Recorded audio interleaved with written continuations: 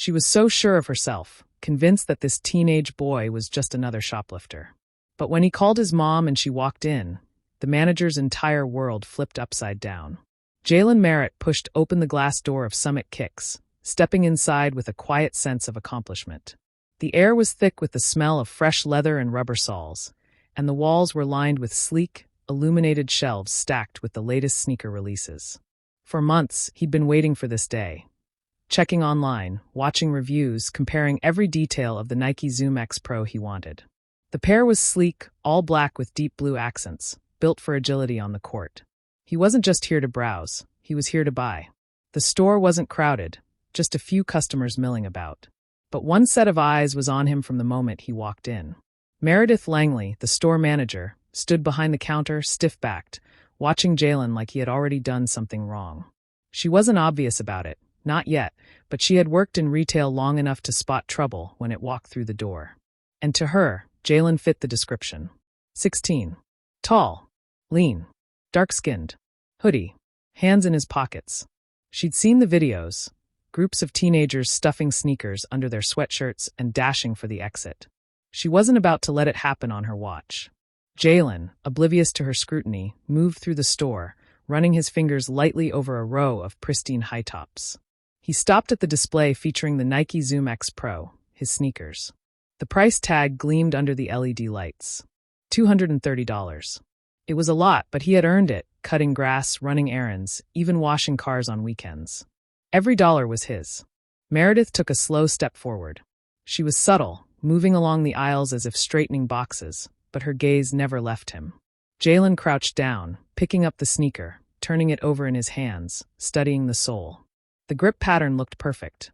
He imagined himself on the court, his footwork sharp, moving past defenders like they weren't even there. But before he could take the shoe to the register, a sharp voice cut through the air. "Do you need help with something?" Jalen looked up, blinking. The woman, Meredith, stood a few feet away, arms crossed.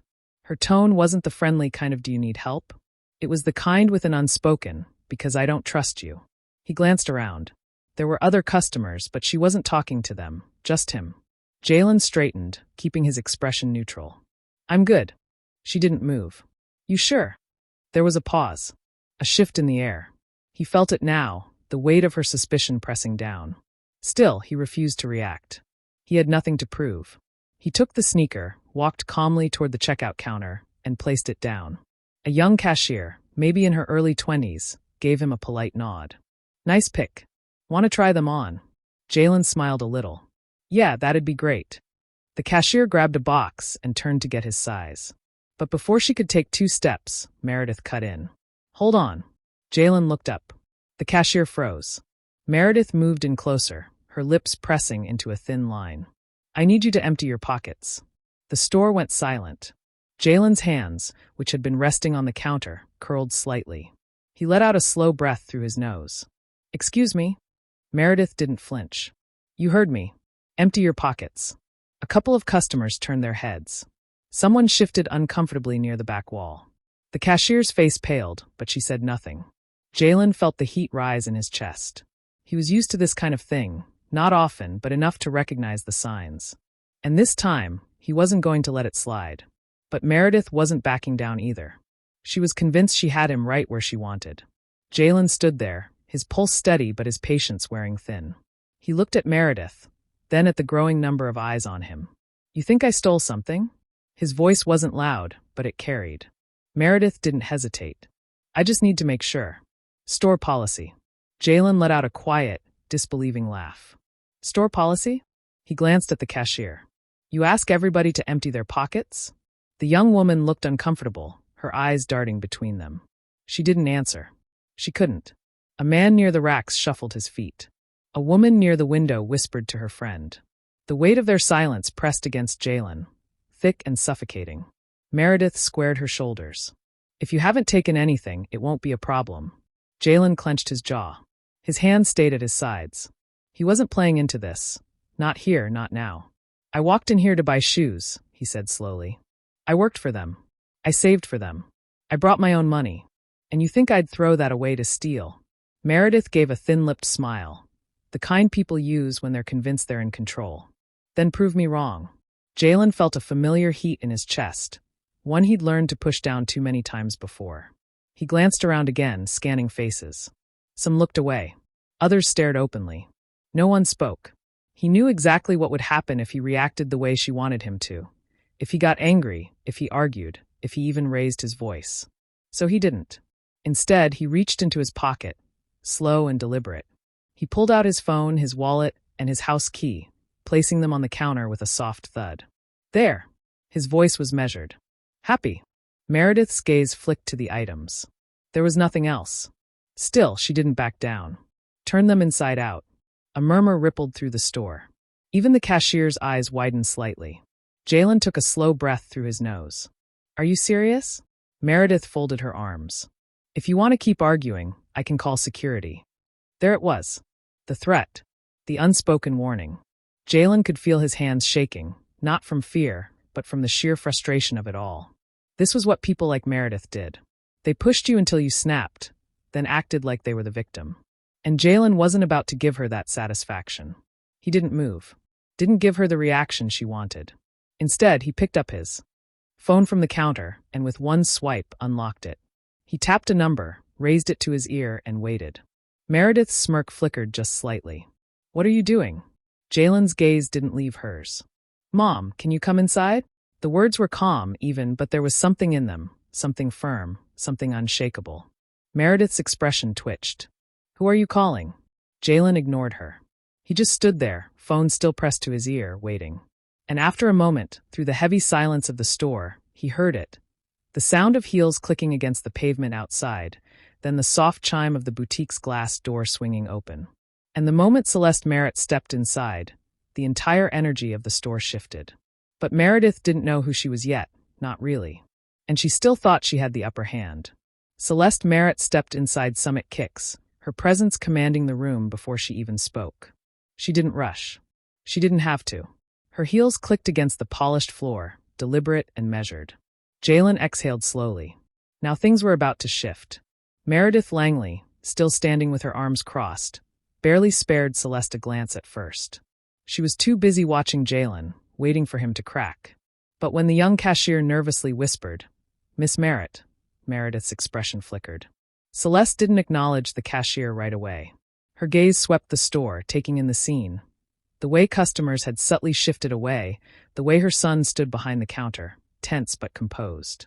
And most of all, the woman who had made herself the center of this confrontation. Meredith finally turned to Celeste, eyeing her tailored navy blazer, silk blouse, and crisp, structured posture. "Can I help you?" Her tone was polite but dismissive, like Celeste was just another customer. Celeste's expression didn't change. "I believe you already have." The weight of those words made Meredith's lips press into a thin line. Jalen took a step closer to his mother. She stopped me, accused me of stealing, told me to empty my pockets. His voice was calm, but beneath it, frustration simmered. And when I did, she asked me to turn them inside out. Celeste's face remained unreadable, but her eyes darkened just slightly. She turned to Meredith. "Is that so?" Meredith straightened, suddenly more aware of the attention on them. "We have a responsibility to prevent theft." He was acting suspiciously. It's standard protocol. Celeste arched a brow. "And what exactly did he do that made you suspicious?" Meredith hesitated, just for a second. He was lingering around the shelves, checking prices, watching other customers. Jalen let out a short laugh. "That's called shopping."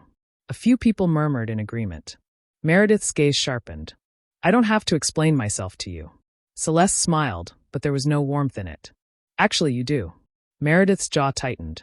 "Look, I don't know who you are, but—" Celeste cut her off. "You don't know who I am?" Meredith hesitated again.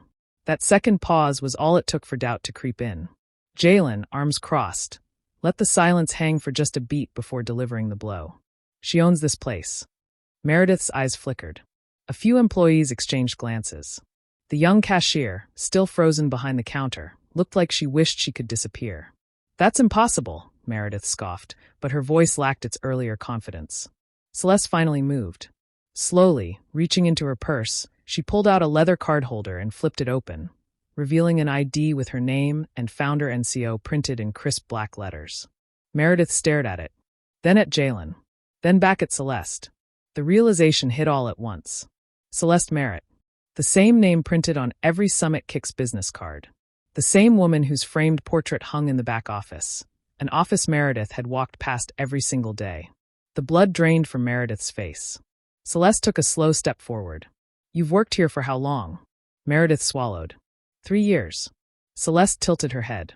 3 years, and in all that time, you never thought to learn who signs your paychecks? Meredith opened her mouth, then closed it. There was no good answer. Jalen shifted, looking at his mother. Waiting. Because now the real moment was coming. But Celeste wasn't done yet. Not even close. The store was dead silent. Every pair of eyes flicked between Celeste and Meredith, waiting for what would come next. Meredith's mouth opened slightly, but nothing came out. Jalen could see it now, the cracks in her confidence.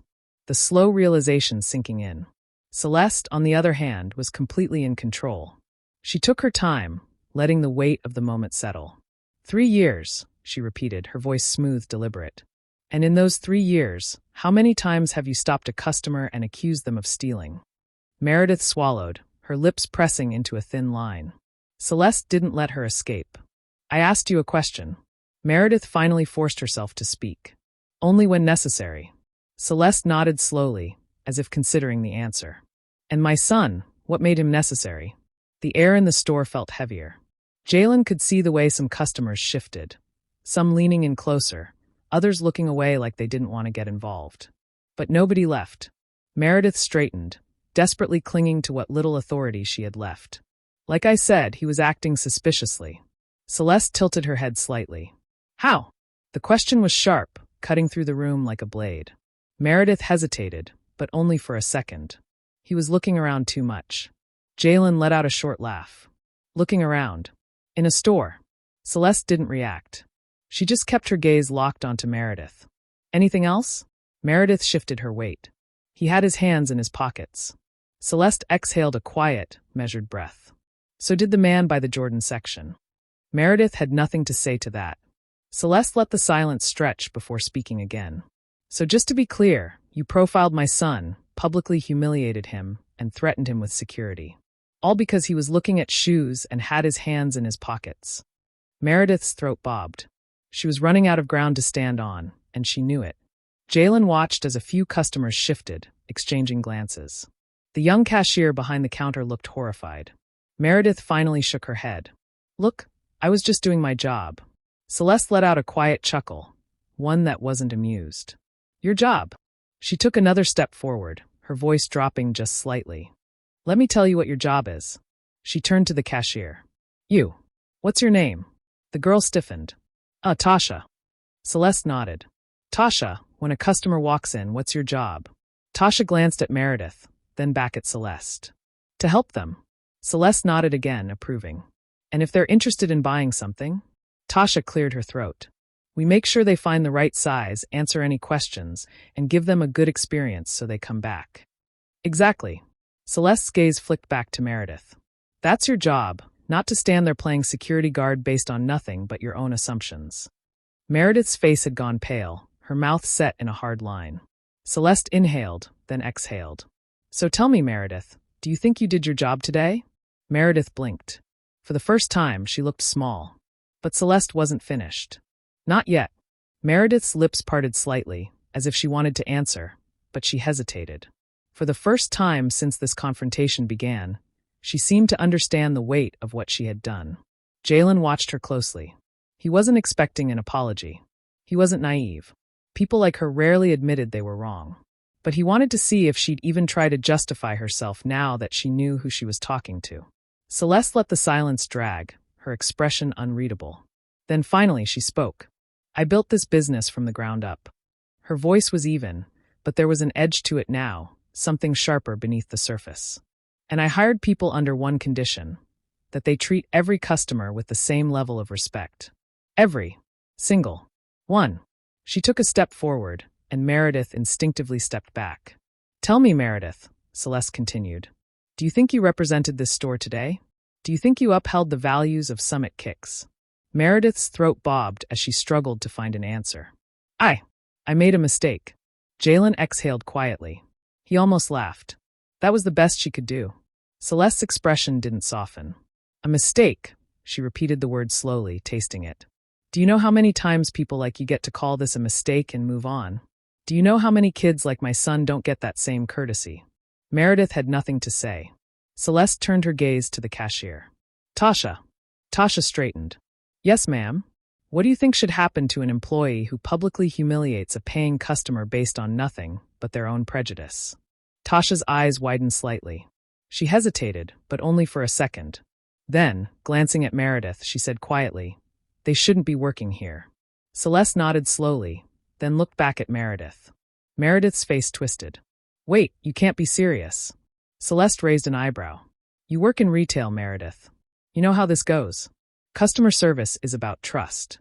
If a customer doesn't feel welcome in my store, they won't come back. Meredith's hands balled into fists. I've worked here for 3 years. 3 years too long, apparently, Celeste said, her tone almost casual. You didn't just embarrass my son. You embarrassed my store. You embarrassed yourself. Meredith opened her mouth, but Jalen spoke before she could. It's funny, though, his voice was calm, steady.